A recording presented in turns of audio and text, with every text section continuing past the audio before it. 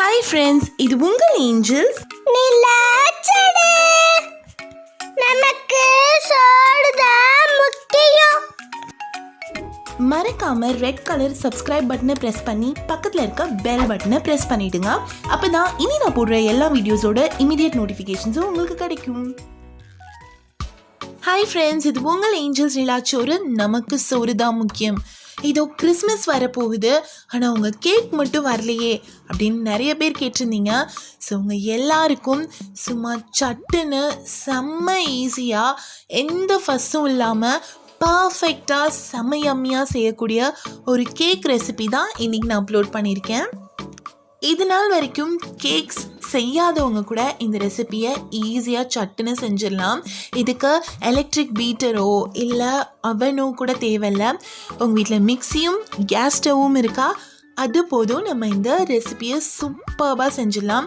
இது செம்ம யம்மியாக இருக்கும் அண்ட் இது ரொம்ப ரொம்ப ரொம்ப சாஃப்டாக வாயில் வச்ச உடனே கரையிற மாதிரி ஒரு செம்ம ஸ்பாஞ்சியான கேக்காக இருக்க போகுது. ஸோ கிறிஸ்மஸ் அண்ட் நியூ இயருக்கு இந்த கேக்கை செஞ்சு அசத்துங்க. சரி வாங்க இந்த ரெசிபி எப்படி செய்யுதுன்னு பார்க்கலாம். அதுக்கு நான் ஒரு மிக்ஸி ஜார் எடுத்திருக்கேன். அதில் நம்ம 3 முட்டை உடைச்சி ஊற்றிக்கலாம். அடுத்து நல்ல பழுத்த வாழைப்பழமாக எடுத்துக்கலாம். நான் இன்றைக்கி பூவம்பழம் எடுத்திருக்கேன். இந்த 3 பழம் எடுத்து இந்த மாதிரி கட் பண்ணி வச்சுருக்கேன். பழம் நல்லா பழுத்திருக்கணும், அது ரொம்ப முக்கியம். இப்போ அதையும் நம்ம இந்த மிக்ஸி ஜாரில் ஆட் பண்ணிக்கலாம். இதுக்கப்புறம் நம்ம சர்க்கரை சேர்த்துக்கலாம். நான் 1/2 கப் சர்க்கரை சேர்த்துருக்கேன்.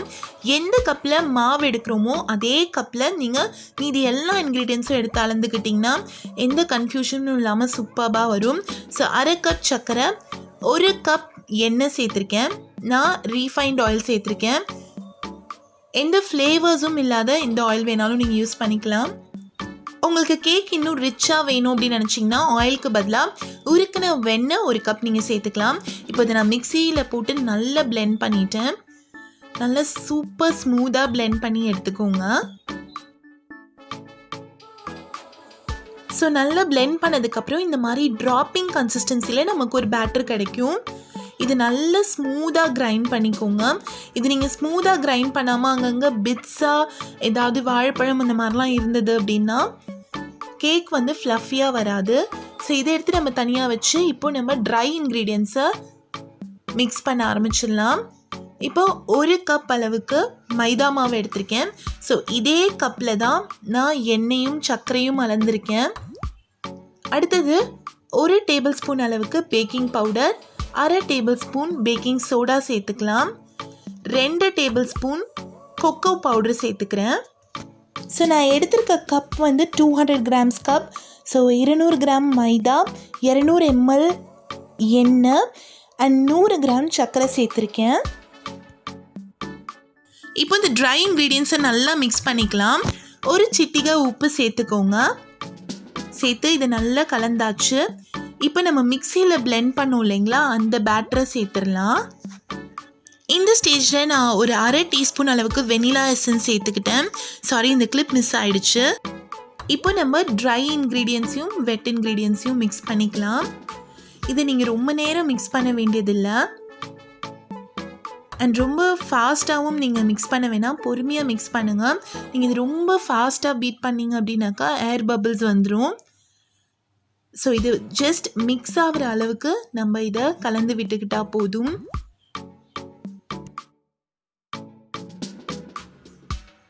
ஸோ இப்போது ட்ரை இன்க்ரீடியன்ஸையும் வெட் இன்க்ரீடியன்ஸையும் நல்லா மிக்ஸ் பண்ணியாச்சு. இப்போது நான் ஒரு 3 டேபிள் ஸ்பூன் அளவுக்கு தண்ணி சேர்த்துக்கிறேன். சேர்த்துட்டு இதை நல்லா மிக்ஸ் பண்ணிக்கலாம்.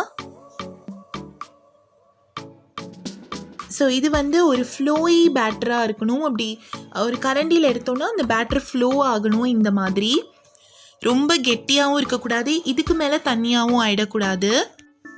ஸோ அவ்வளோதான், நம்ம பேட்டர் ரெடி. எவ்வளோ ஈஸியாக சட்டுன்னு ரெடி ஆகிடுச்சு பாருங்கள். இப்போ நம்ம பேக் பண்ணுறதுக்கு ரெடி ஆகிடலாம்.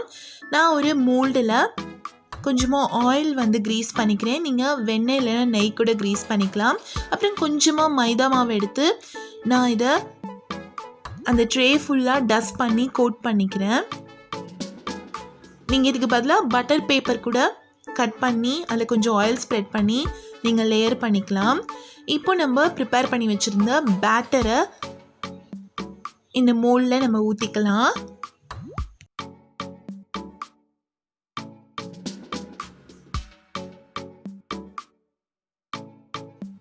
ஸோ நம்ம பேட்டரை ஊற்றியாச்சு. இதை லேஸாக டேப் பண்ணிக்கோங்க. ஏதாவது ஏர் பபிள்ஸ் இருந்தால் அது ரிலீஸ் ஆகிடும். இப்போ நல்ல வைடான ஒரு பேனில் நான் ஒரு ஸ்டாண்ட் வச்சு லோ ஃப்ளேமில் 10 மினிட்ஸ் ப்ரீ ஹீட் பண்ணி வச்சுருக்கேன். இப்போ இந்த ப்ரீ ஹீட்டட் பேனில் நம்ம கேக் மோல்டை உள்ளே வச்சுக்கலாம்.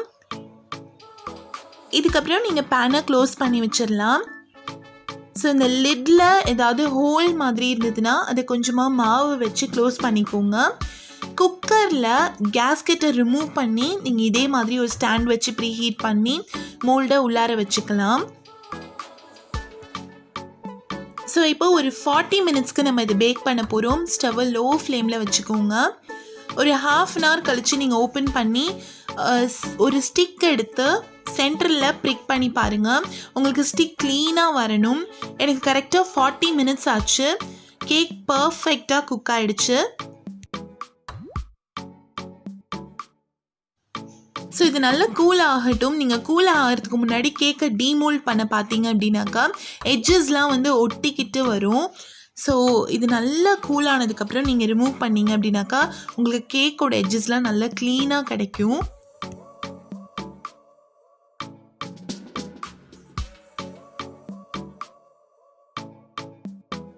ஸோ இந்த கேக்கோட ஸ்பெஷாலிட்டி என்னன்னு கேட்டிங்கன்னா பனானாவோட ஃப்ளேவர் வந்து அல்டிமேட்டாக இருக்கும். அது சாக்லேட்டோட இந்த பனானா ஃப்ளேவர் கிடைக்கும் போது அவ்வளோ சூப்பர்பாக இருக்கும். அது மட்டும் இல்லாமல் இது ரொம்ப சாஃப்டாக இருக்கிறது மட்டும் இல்லாமல் ரொம்ப ரொம்ப மாய்ஸ்டாக இருக்கும் இந்த கேக். ஸோ கண்டிப்பாக ட்ரை பண்ணி பாருங்கள். ஸோ இப்போ நான் கேக்கை வந்து டீமோல்டு பண்ண போகிறேன்.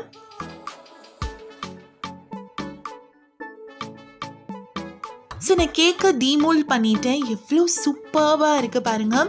இந்த மாதிரி நல்ல ரிச்சான கலர் உங்களுக்கு வேணும் அப்படின்னா நல்ல குவாலிட்டியாக இருக்க கொக்கோ பவுடர் வாங்கிக்கோங்க.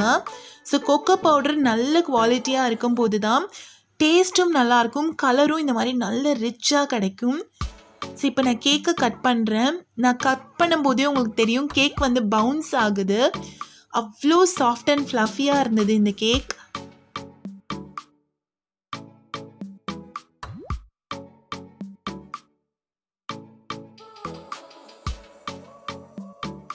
ஸோ ஜஸ்ட் ஒரு 10 மினிட்ஸில் நம்ம இந்த கேக்கோட பேட்டரை ரெடி பண்ணிவிட்டு நம்ம டக்குன்னு பேக் பண்ண வச்சிட்டோம்னா சூப்பர்பான கேக் நமக்கு இன்ஸ்டண்ட்டாக ரெடி ஆகிடும். இதை வந்து பிகினர்ஸ் கூட ட்ரை பண்ணலாம். கண்டிப்பாக பர்ஃபெக்டாக வரும். ஸோ இப்போ இந்த கேக்கோட பீஸை உங்களுக்கு காமிக்கிறேன். எவ்வளோ சாஃப்டாக இருக்குது பாருங்கள். அதே போல் உங்களுக்கு பார்த்தாலே தெரியும் அவ்வளோ மாய்ஸ்டாக இருக்குது. கேக் வந்து கொஞ்சம் கூட ட்ரையாக இல்லை. ஸோ நீங்கள் இதை கண்டிப்பாக ட்ரை பண்ணி பாருங்கள்.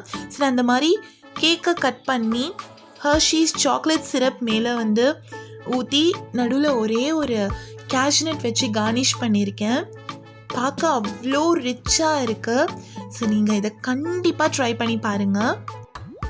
ஸோ இந்த சூப்பர் ஈஸி ரெசிப்பியை கண்டிப்பாக நீங்கள் கிறிஸ்மஸ்க்கோ நியூ இயர்க்கோ ட்ரை பண்ணிவிட்டு எப்படி இருந்துன்னு எனக்கு மறக்காமல் கமெண்ட் பண்ணி சொல்லுங்கள். அண்ட் நீங்கள் என்னோட எந்த ரெசிபியாவது ட்ரை பண்ணுற மாதிரி இருந்தால் அதோட ஒரு பிக் எடுத்து எனக்கு மெயில் பண்ணுங்கள். அப்படி இல்லைன்னா நான் டிஸ்கிரிப்ஷனில் நம்ம ஏஞ்சல்ஸ் நிலாச்சோரோட வாட்ஸ்அப் குரூப் லிங்க் ஷேர் பண்ணுறேன்.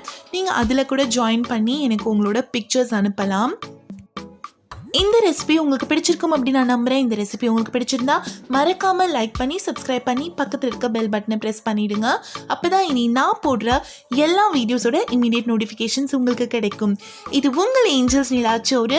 நமக்கு சோறு தான் முக்கியம். தேங்க்ஸ் ஃபார் வாட்சிங் and stay tuned. Wish you all a Merry Christmas. Thank you.